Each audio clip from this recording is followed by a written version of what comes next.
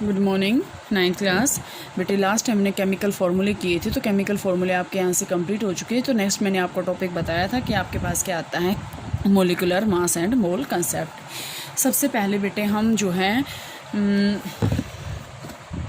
Molecular mass को समझने से पहले हम ये समझ लें कि मोलिक्यूल होता क्या है आपके पास। देखो मोलिक्यूल, अगर हम बात करते हैं मोलिक्यूल की, मोलिक्यूल होता क्या है, ये टॉपिक करवाऊंगे आज। अब ध्यान से देखिए, मैं अब आपको ये कह दूं कि मोलिक्यूल बताएं सबसे पहले, तो क्योंकि मोलिकुलर मास निकाल रहे हैं तो हमें इससे पहले ये पता होना चाहिए ना मोलिक्यूल क्या होता है।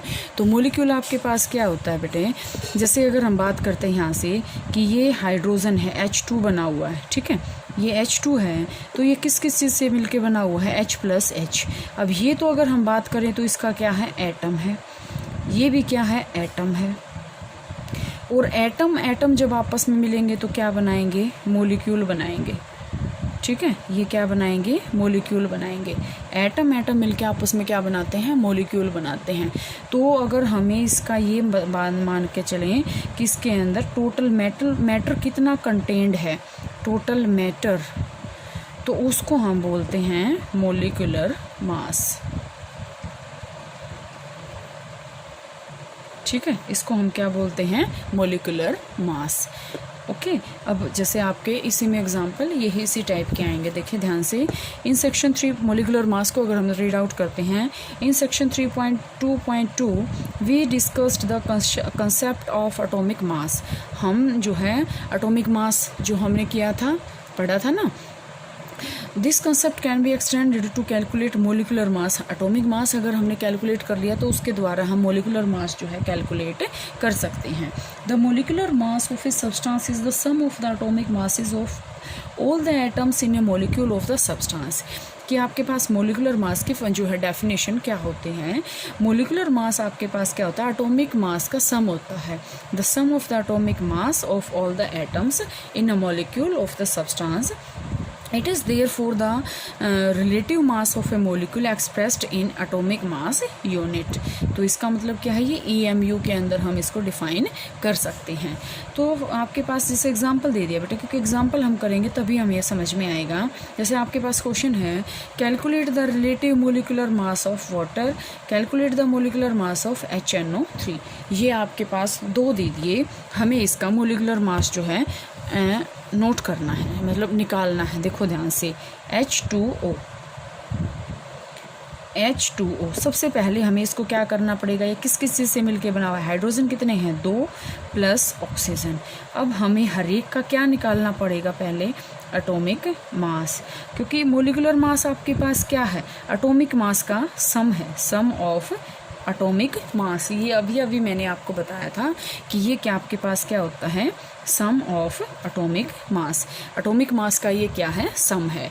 तो सम है तो इसका मतलब हम क्या करेंगे, अब हाइड्रोजन का एटॉमिक मास, हाइड्रोजन का और ऑक्सीजन का। देखो एटॉमिक मास हाइड्रोजन का कितना होता है, ऑलवेज 1, ठीक है, इसका कितना होता है 1, और ऑक्सीजन का कितना होता है 16, ये 1 म्यू और ये 16 म्यू। तो अगर हम बात करें, अब यहाँ से देखो क्या आएगा इसका, ध्यान से देखो बेटा, मैं निकालना बता रही हूँ आपको कि हम इसको कैसे निकालेंगे। अब ये आपको पता है किस किस चीज़ से मिलके बनाओ, हाइड्रोजन प्लस ऑक्सीजन। हर एक का एटॉमिक मास नीचे लिख दो, एटॉमिक मास 1, एटॉमिक मास 1 और एटॉमिक मास 16। 1 + 1 + 16 तो कितना आ गया, वाटर का एटॉमिक मोलिकुलर मास 18 म्यू। कितना आ गया, 18 म्यू, ठीक है।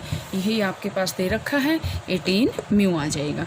इसके बाद आपके पास आएगा HNO3 का, ये और समझें, अच्छा टॉपिक आपका ये HNO3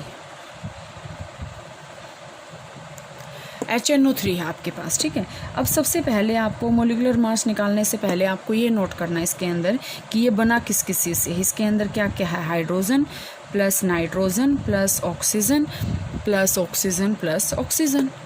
O3 ऑक्सीजन कितने हैं, 3। तो हाइड्रोजन का देखें कितना होता है एटॉमिक मास, अभी बताया था मैंने 1।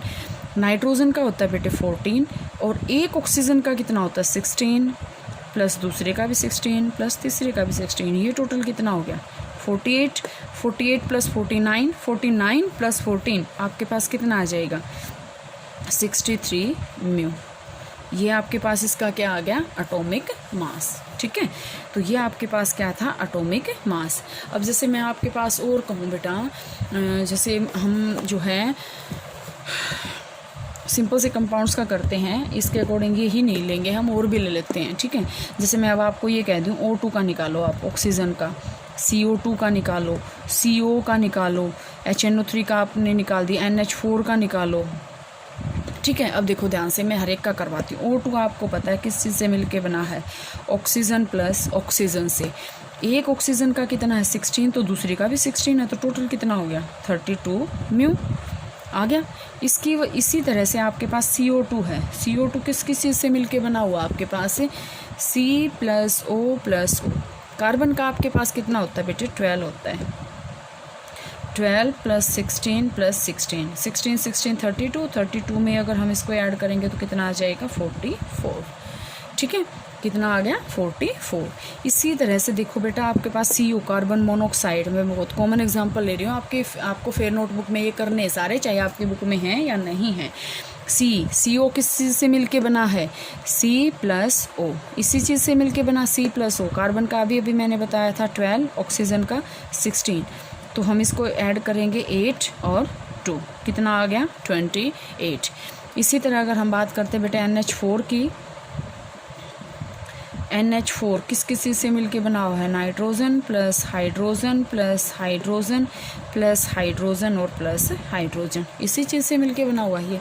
नाइट्रोजन का कितना होता है 14, 1 प्लस 1 प्लस 1 प्लस 1, कितना हो गया 4, 14 प्लस 4 कितना हो गया 18 म्यू।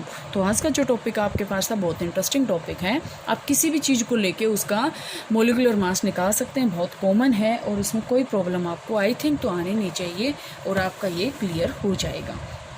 ठीक है, आप इसको यहाँ तक इतना कर लोगे बेटा। फेयर नोटबुक के अंदर जो मैंने ये 4 एग्जाम्पल करवाए हैं, मैं आपके कभी भी फेयर नोटबुक मंगवा सकती हूँ, क्योंकि ये ऑलमोस्ट चैप्टर आपका कंप्लीट होने वाला है, तो कभी भी आपकी नोटबुक मंगवाई जा सकती हैं। तो ये आप टॉपिक जो है कंप्लीट कर लें और अपनी फेयर नोटबुक के अंदर इसको लिख लें।